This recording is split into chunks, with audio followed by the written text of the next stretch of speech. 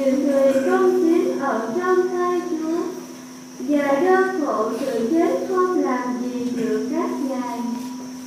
Đối với các người không hiểu biết, thì hình như các ngài đã chết, và vì các ngài từ biệt chúng ta là như đi vào cõi tiêu diệt.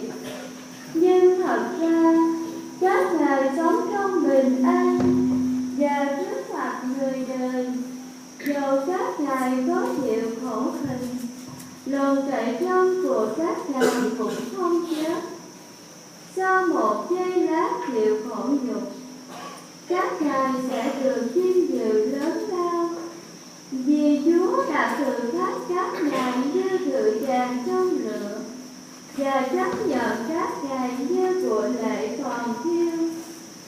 Khi đến giờ Chúa ghé mắt nhìn các ngài, các người con chính sẽ chói sáng và chiếu tỏ ra như ánh lửa chiếu qua bụi la.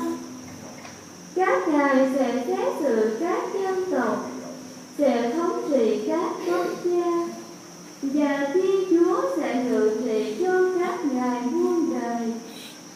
Các ngài đã tin tưởng ở Chúa thì sẽ hiểu biết chân lý và trung thành với Chúa trong tình yêu, vì ơn Chúa là bình an sẽ dành cho những người Chúa chọn.